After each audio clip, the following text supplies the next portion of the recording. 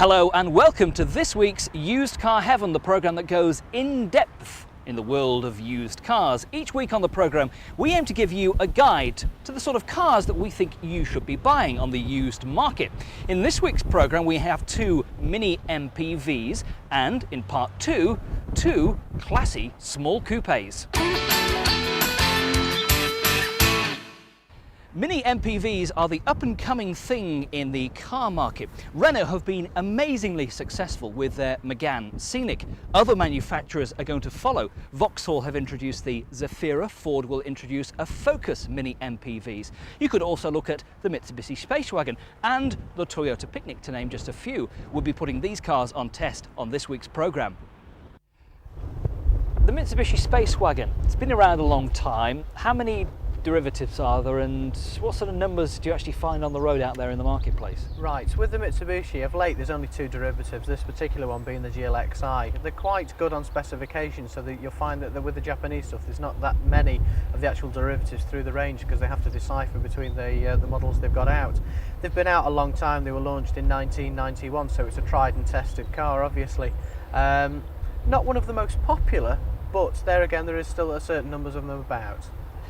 Engines and specification, how do they look? Engine wise, 2 litre on the 16 valve fuel injection. They do them in an automatic and a manual transmission. As I said, with the Japanese stuff, usually very, very good. This one has remote central lock-in, alarm, power steering, twin airbags, electric windows, air conditioning. It's enhanced with good specification. And pretty good at holding its value? Yes, not too bad. I mean, this particular vehicle, when new, would have probably set you back just a smidgen of around about £17,000. You're looking at this one as a 1998 on the S, so it's coming up for 14, 15 months old, and this one's just around about £11,500. So it's taken its initial tumble in the first year.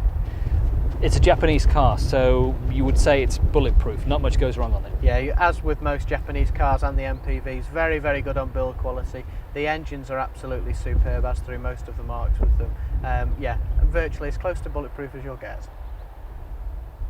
So the Mitsubishi Space Wagon, quite an interesting one this, because you just don't see many of these about. They attract a very loyal following, and because there aren't too many of them on the road, they hold their value particularly well on the used market. This is one of the special edition models, so it's packed with all the usual bits and bobs like air conditioning and everything electric. This is the Ovation model. New, this would have cost in excess of £17,000, and with some 16,000 miles on the clock, this is up at £11,500. Now I have to say, despite it being a reasonable car, it's not as stylish, certainly inside and outside really as well, as the Scenic. Again, with Japanese cars you get, of course, great build quality, but they still persist on putting masses and masses of grey plastic all over the interior, which doesn't look particularly appealing. Other quirky things like the dials are just odd, and still the indicators are on the other side to what we're used to here in Europe, with the windscreen wipers being on this side. So if you can get around that, then you can find yourself a good buy. The first versions of this particular style of Space Wagon came out in late 1991, so they have been around for a fair time and are probably, let's be honest, probably due for a revamp in the not too distant future. Engines in the range, you get a 1.8 and 2 litre 16 valves plus a 2 litre turbo diesel. And again, look out for those special edition models like this one, because you can get all the bits and bobs, and on the used market you'll end up paying not much more than you would for a standard model. Now, one of the most important things, of course, about buying a mini MPV or any sort of MPV is to talk about accommodation, both for the luggage and for the passengers. The Mitsubishi offers seating for up to 7 people. You get this rear middle bench seat for 3 people, plus in the back 2 extra seats, which are actually fairly easy to get into. Push that forward, fold those forward, and again you can jump quite easily into the back. Now if you want more luggage space, you can fold those seats down flat like this, because if you want to have extra luggage capacity, if you have all the 7 seats up, as you can see, you get very little. But it's easy to put these 2 seats down simply by doing this. They lay flat, and you've got 5 seats and a reasonable amount of luggage space. Most people, when they're looking around for a mini MPV, will probably be drawn towards this because it's the class leader, the Renault Megane Scenic, and they just sell incredibly well. Yeah, so rightly so. The Renault Scenic is a very, very good vehicle indeed. It's certainly the class leader. It's been out around about 2.5 years. It's a very attractive vehicle. It's good to drive. The build quality is good with them. They're a very, very handy vehicle. A little bit different than some of the other vehicles in its class because this is a 5-seater as opposed to the others which are actually 6-seaters. But there again, still doesn't deter it from being the #1 seller in its class. And all the other manufacturers are jumping on the bandwagon now. Vauxhall have got the Zafira, That's right. Ford are going to bring out a Focus one, probably a Rover one will be on the market before we know it. Yeah, that's right. What you find with this particular style of vehicle, it's very much taken a lot of the retail sales away from standard 5-door vehicles. They're just that little bit more handy than the other types of vehicles that are out there. So obviously the rest of the manufacturers don't want to be left behind, as Renault were one of the leaders, as we would say, with bringing this car out in its class.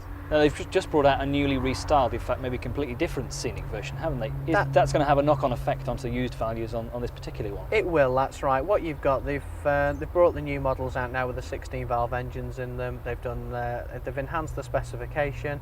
They've obviously given the vehicle a facelift. It will have a knock-on effect on this particular model, but it won't have a huge knock-on effect because a lot of these vehicles are actually sold on value for money and price, really, as the newer one is obviously more expensive. So you're not going to find a cheap Scenic at the moment, are you? I don't think there's ever such thing as a cheap Scenic unless you're very fortunate to find one with high miles, but that's not predominantly what they're out there in the marketplace. There's not a lot of these are actually company vehicles. You find that these are actually family vehicles and used as such. So what would this have cost new, and what sort of value is it worth at the moment? They hold very, very good money. This particular model is a 1.6 RT manual. Now this would have probably cost you in the region of around about £14,500 with metallic paint. And we've actually got this vehicle up now for just under £11,000. This is a 1999 one actually, I think. So this lost about £3,000 in its term so far, and it's done about 8,000 miles.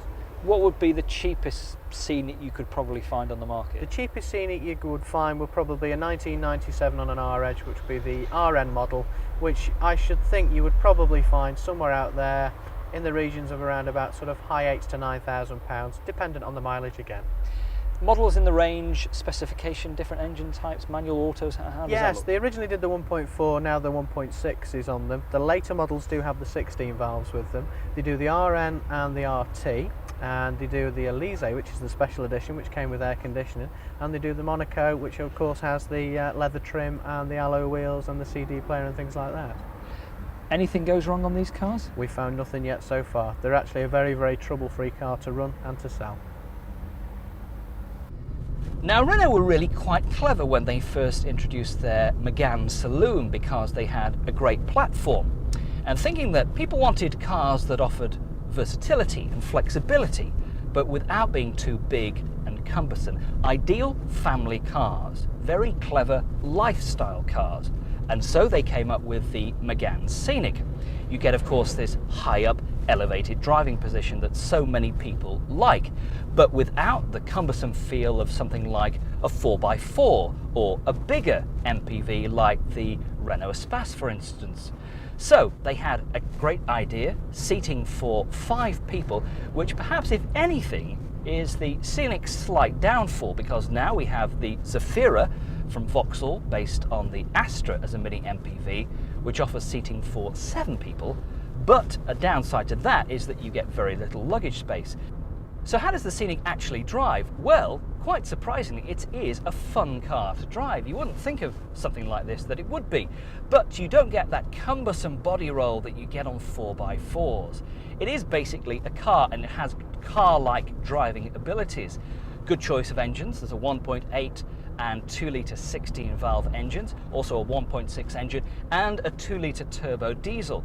Economy is good, running costs are comparatively low, and if you get something like the RXE model, it's very well equipped with air conditioning, twin electric sunroofs, ABS, power assisted steering, and all the usual bits and bobs, plus a good flexibility on the seating plan too.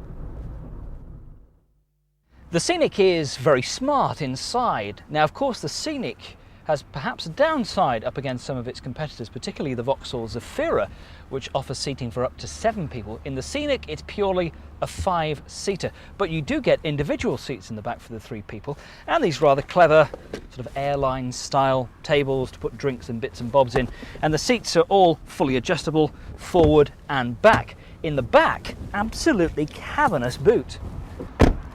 Just take a look at this for such comparatively small car. Bags and bags of space for a family of 5 to do just about anything. If that isn't a boot that's big enough for you, well, I don't know what is.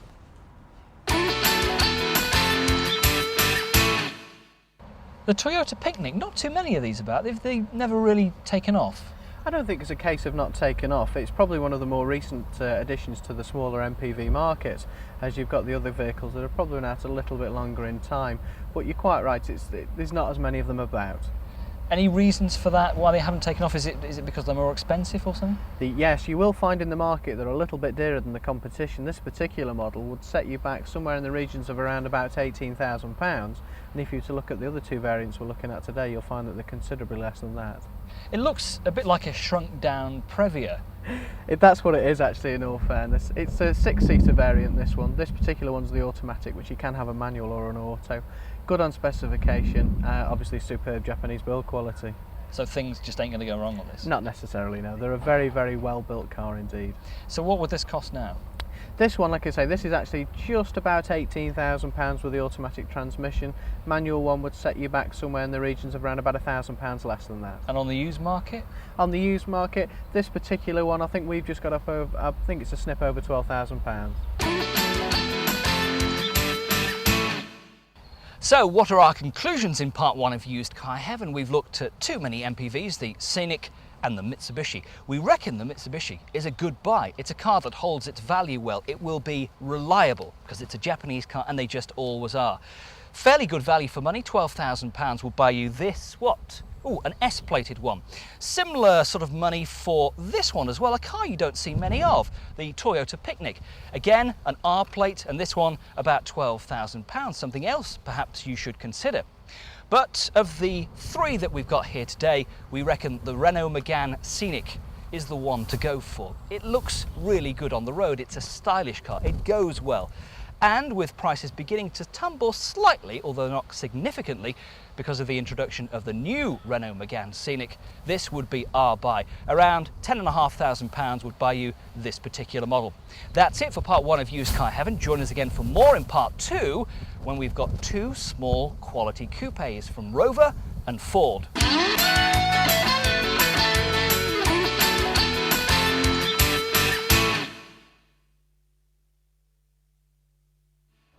Hello and welcome back to part 2 of Used Car Heaven. Now in this part of the programme we're going to look at 2 quality coupes. From time to time you may fancy something a little bit different, something a bit flashier with a sporting edge. Dare I say, hairdressers' cars. Well, that would be rather cruel to both of these cars. We have the Ford Puma, which since its introduction some 2.5 years ago has taken the motoring world by storm. And something a bit different, a car you don't see much of on the road, the Rover 216 Coupe, which, let me tell you, is a lot of car for the money. Now here's an interesting coupe, Tim. A Rover 216, quite expensive new, but 2 years down the line, lost quite a bit of money and good value for money now. Excellent value for money. When you look at this particular model, this is a 97 on the R 216 SE coupe. This would have probably cost you in the region of just circa £17,000 new. With 18,000 miles on the clock now, this is actually going for £9,400. What sort of specification do they come with? The SE has good specification. This has remote central lock-in, alarm, twin sunroofs, alloy wheels, power steering, ABS. Good specification actually. Now I think Rover continue making the coupe after they finished with the old 200 model. That's right, they did. This has now actually finished has run its time, but they did actually run this a little bit along after the other model had finished. Is this the most powerful version of the other models in the range? No, it isn't. This is the 216, which is the 1.6 16 valve. They did do the 1.8 with the VVC engine, which is a lot more powerful than this particular unit in this one. Any problems you've run into? The targa tops leaking, anything like that? Not particularly with this one, no. We've had a couple of occasions with the actual cabriolets leaking, but the coupes, for the ones that we've encountered, we've had no trouble at all. You've got to look out for excessive tyre wear. Obviously they're a bit harsher on the tyres, being the more powerful unit, and with them having the fully coated bumpers on them, you've got to look out for just very, very minor and small scuff marks on them, and that's it really, just parking marks. So, what do you reckon to this then? A Rover 216 SE Coupe. Good engine, 1.6, 16 valve, produces 111 brake horsepower. Or you could look around for the 1.8 engine, which is the same VVC engine that they later used in the MGF. It's got good styling both inside and out, smart dashboard, smart interior, a good 4-seater coupe, and at a great price. The Rover Coupe was first launched in October 1992, so early examples will be around on a K-plate. Each model in the coupe range is well equipped and, despite being fairly rare on the road, are a popular used buy. Insurance groups are generally a fairly high 14 to 15. Look around and you should see early examples of the 216 Coupe starting at sub £5,000, but it's always worth paying that little bit extra for a clean, well-kept example. Now, you have to start by saying that this isn't an out-and-out sports car. Push it too hard and it will probably get a bit ragged and not feel quite as it should do. The steering's nicely weighted, decent gearbox, decent clutch, decent brakes as well. All round, it's a reasonable car to drive. Maybe this 1.6 version is perhaps a bit underpowered. I personally probably go for that more powerful 145 brake horsepower VVC version. But at the end of the day, for what, £9,500, it's an amazing car with only 18,000 miles on the clock. One thing it hasn't got, which is sorely lacking on a day like this when it's 90 degrees outside, is air conditioning.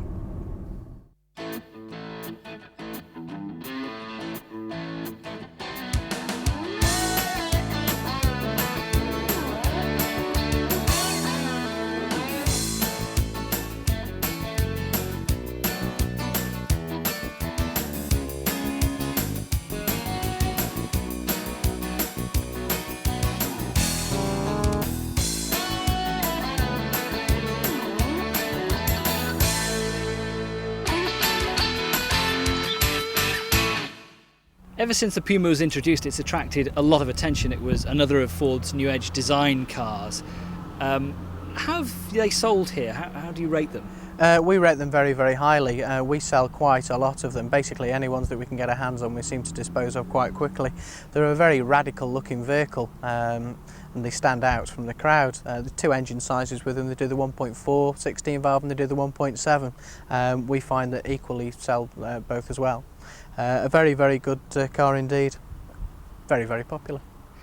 How are they holding up price-wise? What sort of residuals do they attract? They've only actually been on the market a short time, and they've kept very, very strong money indeed. This particular model would probably set you back in the region of about £14,300 on the road, and we've got this one up for £12,900. So it's a saving, but not to what you'd normally find, on such a car of any other model really.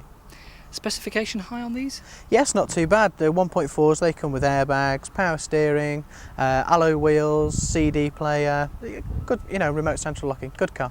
Because they've only had a short time in the market space, they've not sort of got any reputation for any faults to be found on them. All you can say is the 1.7 is obviously a bit swifter than the 1.4, so it's have a tendency to be driven a little bit harder, which obviously can same again down to tyre wear really. They have a sloping front on them, which unfortunately can encounter the odd stone chip.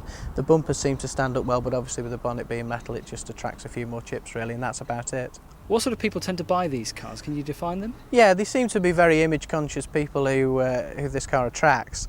I would say it's mainly aimed at the younger end of the market, really. You don't see the more mature person driving them. They seem to have this appeal to the younger sector.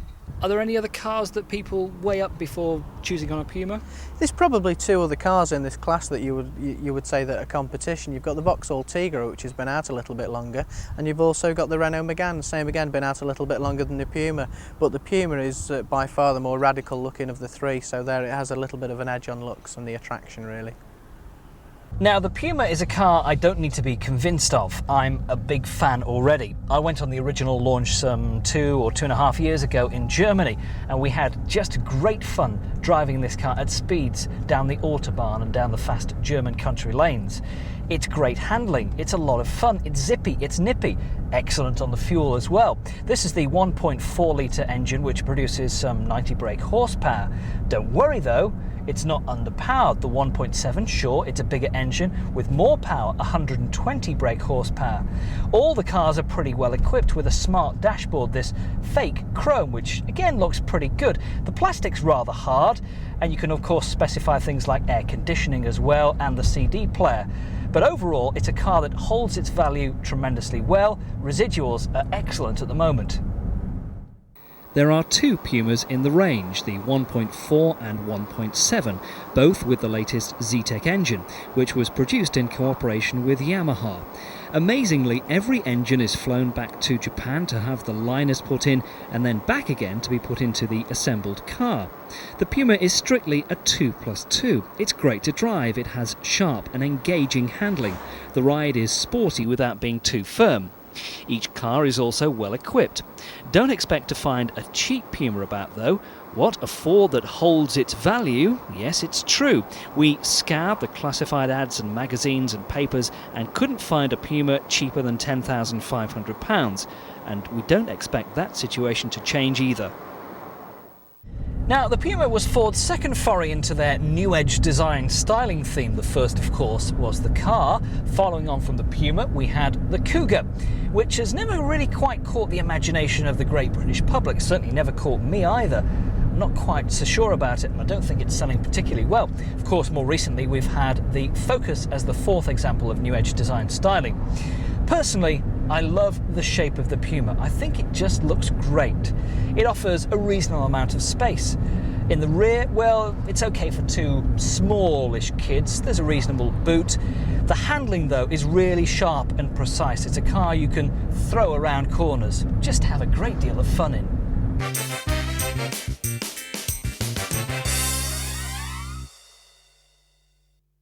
Well, I hope you've enjoyed the cars that we featured in this edition of Used Car Heaven. I've certainly enjoyed driving these 2 small quality coupes. Now, we never intended for these 2 cars to go into direct head-to-head competition against one another because they're not in the same market. Indeed, the Rover's no longer made. We already like the Ford Puma. It's reliable, it's nippy, it's fun to drive, and still holding its value very well. But perhaps in some ways the star of the show is that Rover 216 Coupe. It's a year and a half old, it's only done 18,000 miles, and it only costs just over £9,000. If that isn't value for money, I'll eat my hat. Well, join us again for more Used Car Heaven at the same time next week here on Men and Motors.